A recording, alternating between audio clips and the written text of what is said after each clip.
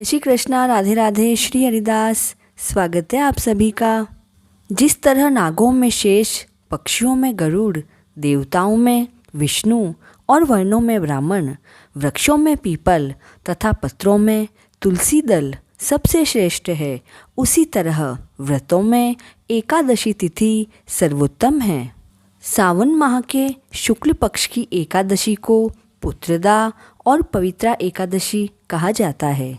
तो आइए रसपान करते हैं पुत्रदा एकादशी की व्रत कथा का। कथाओं का आनंद लेते हुए अर्जुन बोले, हे भगवान, ये रोचक और महापुण्यदायी कथाएं सुनकर मेरे आनंद की सीमा नहीं है और मेरी उत्सुकता बढ़ती ही जा रही है। हे मधुसूदन, अब कृपा करके आप मुझे श्रावण मास के शुक्ल पक्ष की एकादशी की कथा सुनाएं। इस एकादशी का क्या नाम है और इसके व्रत की क्या विधि है? इसमें किस देवता की पूजा की जाती है और इसका व्रत करने से क्या फल मिलता है? तब भगवान श्री कृष्ण बोले, हे पार्थ, श्रावण मास के शुक्ल पक्ष की एकादशी की कथा के श्रवण मात्र से ही अनंत यज्ञ का फल मिलता है। अब मैं तुम्हें इसकी कथा कहता हूँ। द्वापर युग के प्रारंभ में महिष्मती नाम की एक नगरी थी। महाजीत नाम का राजा वहाँ राज्य करता था। वह पुत्रहीन था, इसलिए वह हमेशा दुखी रहता था, क्योंकि पुत्र के बिना मनुष्य को इस लोक और परलोक दोनों में ही सुख नहीं मिलता है। उस राजा ने पुत्र प्राप्ति के लिए बहुत उपाय किए, लेकिन कोई उपाय सफल नहीं हुआ। एक दिन राजा ने अपनी सभा को संबोधित करके कहा कि ना तो मैंने अपने जीवन में कोई पाप किया और ना ही प्रजा को सताया।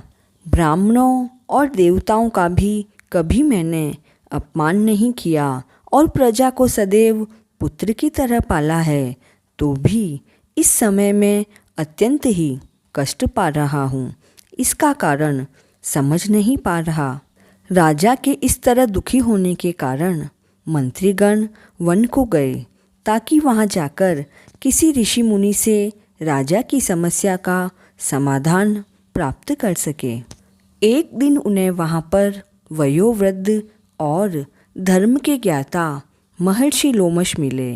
सभी मंत्रीगण महर्षि लोमश के पास गए और उन्हें दंडवत प्रणाम किया और बोले कि हमारे अहोभाग्य कि हमें आपके दर्शन का परम सौभाग्य मिला।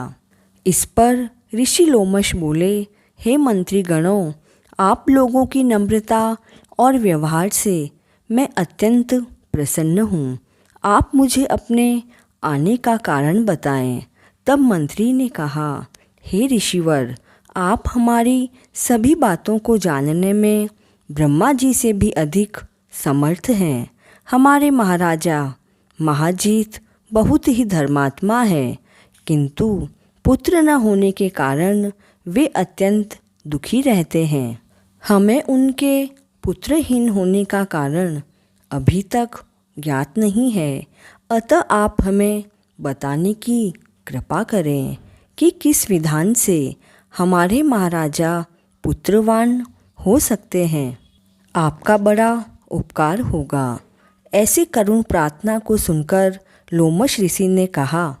उन्होंने अपने नेत्र बंद करके योग बल के द्वारा देखा कि राजा के पूर्व जन्मों पर विचार किया और आगे उन्होंने कहा, हे भद्रजनों, यह राजा पिछले जन्म में अत्यंत दुष्ट था तथा बुरे कर्म किया करता था। उस जन्म में यह एक गांव से दूसरे गांव में घूमा करता था। एक बार ज्येष्ठ माह के शुक्ल पक्ष की एकादशी के दिन की बात है। यह 2 दिन से भूखा था और दोपहर के समय एक जलाशय पर जल पीने गया। उस स्थान पर उसी समय एक ब्याही हुई गाय जल पी रही थी, अर्थात जिसके अभी अभी बच्चा हुआ था वह वहाँ जल पी रही थी। राजा ने उसको प्यासी ही भगा दिया और स्वयं जल पीने लगा। गाय को प्यासी भगा देने के कारण ही राजा इस जन्म में पुत्रहीन होने का श्राप भुगत रहा है। यह जानकर सभी सभासद प्रार्थना करने लगे, हे ऋषि श्रेष्ठ, कृपा करके आप हमें कोई ऐसा उपाय बताओ कि जिससे हमारे राजा के पूर्व जन्म के पाप नष्ट हो जाए और उन्हें पुत्र की प्राप्ति हो।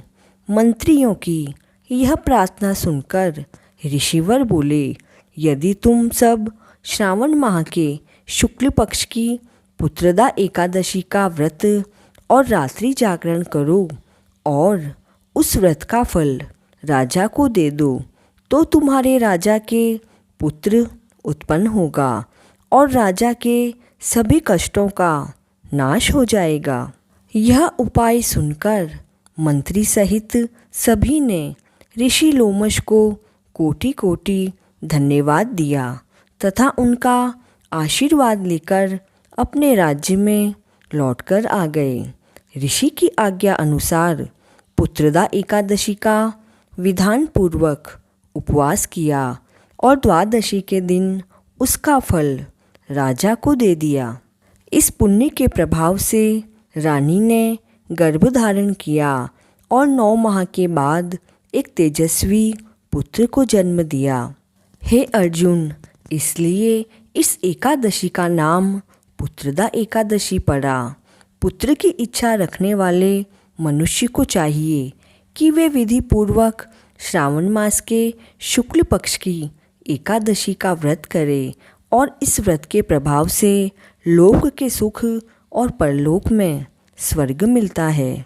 देखिए, पाप करते समय मनुष्य कभी नहीं सोचता कि वह क्या कर रहा है, किंतु शास्त्रों से मालूम होता है कि व्यक्ति का छोटा सा पाप भी उसे महान कष्ट भोगने के लिए विवश कर देता है। अतः मनुष्य को पाप से डरना चाहिए, क्योंकि पाप नामक यह राक्षस जन्म जन्मांतर तक उसका पीछा नहीं छोड़ते। व्यक्ति को चाहिए कि सत्यव्रत का पालन करते हुए ईश्वर के प्रति पूरी निष्ठा रखे और यह बात सदैव याद रखे कि किसी के दिल को दुखाने से बड़ा दुनिया में और कोई पाप नहीं है। जिस प्रकार भगवान श्री हरि ने राजा के कष्टों का अंत किया, उसी तरह हम सभी के कष्टों का अंत करें। एकादशी के दिन ओम नमो भगवते वासुदेवाय मंत्र का जाप करते हुए अपनी एकादशी को सफल बनाएं। इस पुण्यदायिनी कथा को अधिक से अधिक शेयर करें और चैनल पर नए हैं तो please like, share and subscribe this channel. Putrada Ekadashi की व्रत कथा पूर्ण हुई। जय श्री कृष्णा।